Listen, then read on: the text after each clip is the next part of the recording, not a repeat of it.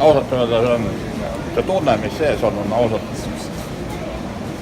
nii kõva ja nii, mul pole sellist elus olnud ausalt öelda.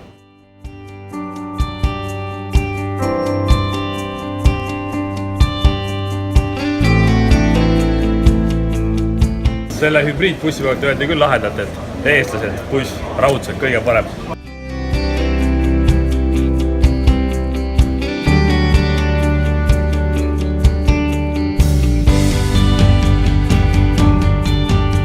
Esimene tööpäev, et uskumatult meeldivalt hakkas, et maailmameistrit tiimi juhiks tulla, et midagi paremat ei oskagi soovida.